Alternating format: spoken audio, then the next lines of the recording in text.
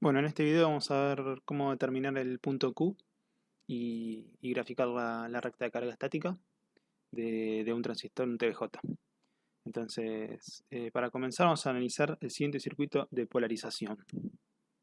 Tenemos ese circuito con una tensión BBB conectada a una resistencia y a la base, la tensión BCC conectada a una resistencia RC y al colector, y el emisor puesto a masa.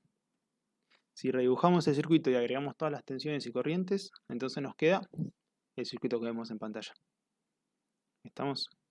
Lo que hice fue básicamente simplificar las fuentes de tensión, ubicando, digamos, puntos de tensión, obviamente todos respecto de masa, ¿no? Cada punto BCC y BBB respecto de masa tiene el valor ese. Y nos quedó ese circuito, bien. A partir de este circuito podemos ver que tenemos dos mallas para recorrer. Vamos a llamar a una la malla de entrada. La malla de entrada va a ser recorrer desde BBB hasta los 0 volt de la masa del emisor, es decir, BBB menos BRB menos BBE igual a los 0 volt que están en la masa que está conectada al emisor. ¿Está bien? A su vez, la tensión BRB es producto de corriente por resistencia, como dice Ohm. Entonces podemos reescribir y podemos decir que BBB menos IB por RB menos BBE es igual a 0 volt. Por otro lado tenemos la malla de salida. La malla de salida va a ser la que vamos a recorrer desde BCC hasta los 0 volt del emisor del TVJ. Entonces, recorriendo esa malla tenemos BCC menos BRC menos BCE, la tensión colector emisor, igual a 0 volt. ¿Está bien? A su vez, la tensión en RC la podemos también escribir como el producto de la corriente que circula por RC por la resistencia RC. Entonces nos queda BCC menos IC por RC menos BCE, la tensión colector emisor, igual a 0. Entonces, vamos a ver que, recordando la definición del HFE, vamos a poder relacionar estas dos ecuaciones, la ecuación de la malla de entrada con la ecuación de la malla de salida. La ecuación del HFE nos decía que el HFE de continua, al que le decimos HFE de continua, con F y E mayúscula, es igual a IC sobre IB, los puntos de continua de corriente de colector y corriente de base. Entonces de acá podemos sacar que la corriente de base por el HFE es igual a IC y que la corriente de colector sobre HFE es igual a IB. También vamos a adoptar que la corriente de emisor es prácticamente igual, vamos a decir directamente que va a ser equivalente a la corriente de colector. ¿Por qué es esto?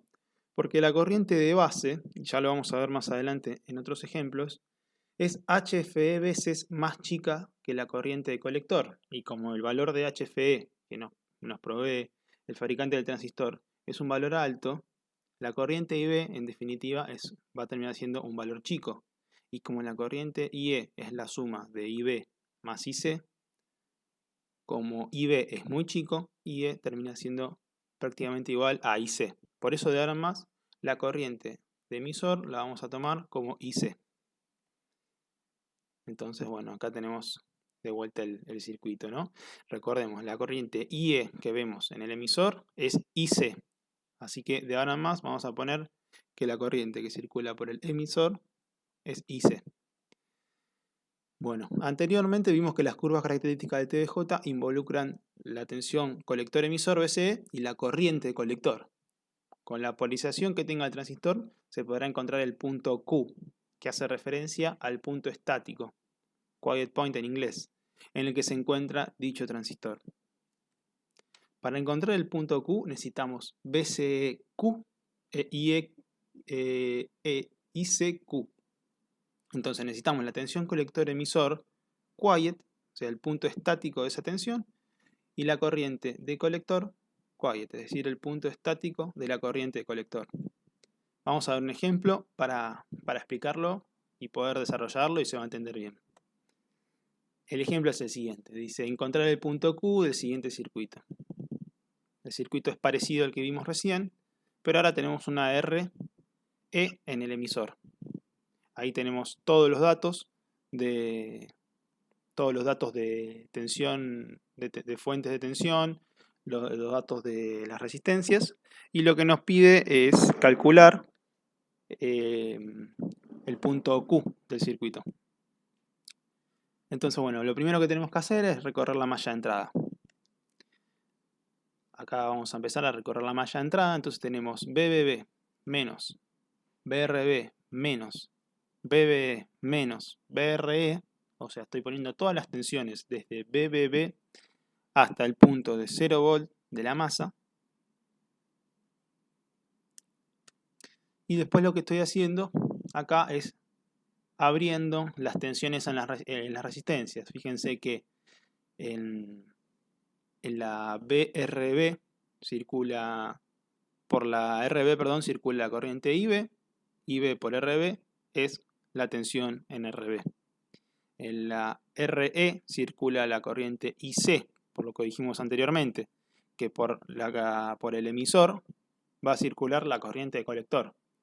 ¿Estamos? Entonces la BRE la puedo reemplazar por IC por RE.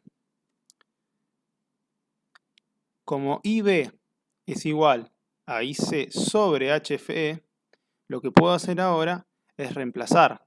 Entonces, en donde decía IB anteriormente, ahora pongo IC sobre HFE. ¿Está bien? Lo siguiente que voy a hacer es pasar los términos que tienen IC para el otro lado de la igualdad, como tengo acá. Y ahora lo que voy a hacer es sacar factor común IC. Fíjense que si hago distributiva, IC por RE más IC por RB dividido HFE, me queda exactamente lo mismo que en el paso anterior. Eso quiere decir que hice bien el factor común. Y por último lo que hago es paso todo el término ese que está multiplicando entre paréntesis a la IC, dividiendo para el otro lado. Finalmente voy a poner como ICQ igual, y me queda BBB menos BBE dividido RE más RB sobre HFE. Esa es una ecuación que me queda para calcular ICQ, obviamente con este circuito que tenemos acá a la derecha. Entonces ahora si meto los valores, fíjense que yo hice todo para que me quede con los valores que yo tengo como dato. Si meto los valores ya puedo calcular. Fíjense, tener en cuenta, esto pruébenlo y tengan en cuenta las unidades. Fíjense que ahí tengo una resistencia que es la RE de 1 kilo ohm y después tengo la resistencia que es la RB que es de 470 ohms. Ojo con meter eso en la calculadora. Finalmente me termina dando una ICQ de 1,297 mA. Entonces, para calcular el punto Q, dije que necesitábamos ICQ y BCQ. ICQ ya lo calculamos. Ahora para calcular BCQ tenemos que recorrer la malla de salida. Entonces, analizamos la malla de salida. Entonces, vamos desde BCC, recorriendo tensiones, ¿no? Hasta el punto de 0 volt del emisor. De la masa. Entonces, BCC menos BRC menos BCE menos BRE es igual a 0. Entonces ahora, como dije anteriormente, ¿no? Tomamos la corriente de emisor igual a la corriente de colector. Entonces siempre vamos a usar IC en vez de IE. Entonces nos queda BCC menos ICQ. Fíjense que ya estoy poniendo ICQ y BCQ. ICQ por RC menos BCQ menos ICQ por RE igual a 0 volt. Lo que voy a hacer ahora es despejar BCQ, que es el otro parámetro que me falta para calcular el punto Q. Les dije hace un rato que necesitamos ICQ y BCQ. Entonces me queda BCC menos ICQ por RC menos ICQ por RE. Fíjense que todo esto son datos o cosas que acabo de calcular, como el ICQ. Entonces simplemente metiendo los valores, acá pasa algo particular, que tengo la corriente en miliamperes y la resistencia en kilo ohm. Entonces multiplicándose entre sí, quedan en la unidad, que sería volt. ¿Estamos? Pero igual también hay que tener cuidado con las unidades acá. Haciendo esta cuenta, me queda una BCQ de 6,423 volts. Entonces, finalmente lo que hacemos es informar el punto Q calculado, ¿no? y graficamos la recta de carga estática. El punto Q lo obtuvimos con ICQ 1,297 mA y BCQ 6,423 volts. O sea, eso es informar el punto Q. Y abajo lo que tenemos es la recta de carga estática graficada. Fíjense que en el eje horizontal tenemos BCE. Esto es muy similar a la curva característica y ahora voy a hablar un poco más de eso. En el eje horizontal tenemos BCE y en el eje vertical tenemos IC. O sea, en el eje horizontal tensión, en el eje vertical corriente. Fíjense que desde el eje horizontal de tensión, desde el punto BCC, parte la recta de carga estática. Y justamente es una recta que va hasta chocarse con el eje Y, donde tenemos la IC máxima. Esto lo vamos a repasar más adelante, le vamos a dar bastante bolilla, pero fíjense que son los valores máximos que puede tomar el circuito que tenemos acá a la derecha. En tensiones, la tensión BCE, o sea, la tensión colector-emisor máxima que puede tomar el circuito es BCC, o sea, la tensión de la fuente. Más de eso no puede tomar. Y en el caso que tome BCC es porque la IC, o sea, la corriente que circula por colector y por emisor, es 0. Entonces se corresponde con el gráfico. Por eso chocan ese punto. Cuando sea 0 la corriente IC, BCE va a ser BCE máximo y va a ser BCC. Por otro lado, donde tenemos IC máximo va a ser cuando la tensión colector-emisor sea 0.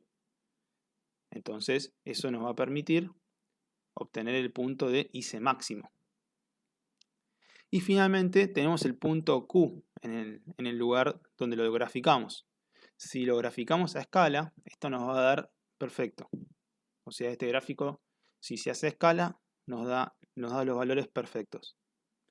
Entonces en el punto Q, fíjense que está conformado por el valor de BCQ, que calculamos hace un ratito, 6,423 volts, y el valor de ICQ, que también calculamos, 1,297 mA.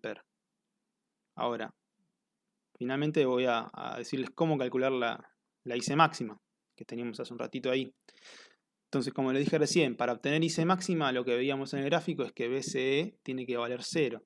Entonces recorremos la malla de salida nuevamente, ¿no?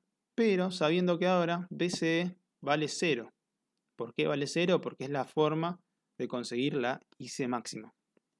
Entonces, si vale 0 BCE, se me va el término de BCE. Y lo que estoy haciendo es pasando los términos que tienen IC máxima para el otro lado de la igualdad. Y después también en el mismo paso estoy sacando factor común. Finalmente lo que tengo que hacer es pasar lo que estaba multiplicando entre paréntesis, dividiendo BCC. Me queda lo siguiente. Y metiendo los números, ya me queda la IC máxima, o sea, la corriente de colector máxima. Entonces, finalmente, para ir cerrando, el punto Q nos permite identificar en qué zona se encuentra el transistor, para darle un poco de sentido a todo esto. Fíjense, lo que vemos ahora son las curvas características del TBJ, que lo vimos en las clases pasadas. Vemos las diferentes zonas y fíjense dónde está ubicado el punto Q. El punto Q está ubicado en la zona que está rayada de un color azul, que no sé si se identifica muy bien, pero es un color azul, que es la zona activa. En la zona activa, como habíamos visto en las clases anteriores, el transistor se comporta como un amplificador, o sea, opera como un amplificador. Recuerden que tenemos otras dos zonas más, que es la zona que está sobre el eje de tensión BCE, que es la zona de corte, donde el transistor se comporta como una llave abierta, y tenemos la zona de saturación, que es la zona que empieza con esa parábola que está sobre el eje vertical de corriente, que es la zona de saturación, es la que se hace referencia a una llave cerrada. ¿Estamos? Entonces el transistor ahora está en el punto de polarización, punto Q, de la zona activa, por lo tanto está trabajando en modo activo, por lo tanto está trabajando como un amplificador. Todavía no vimos nada de señal, pero si a este transistor le inyectamos alguna señal, la va a amplificar. Ya lo vamos a ver más adelante. Entonces, como conclusión para cerrar, podemos decir que mediante la polarización pudimos obtener el punto Q. Y al obtener el punto Q pudimos graficar la recta de carga estática. Viendo la recta de carga estática, pudimos verificar en qué zona estaba el punto Q. Como el punto Q estaba en la zona activa, pudimos conocer el modo de operación, que en este caso opera como amplificador. ¿Estamos? Así que bueno, esto por ahora. Vamos a seguir con la próxima clase.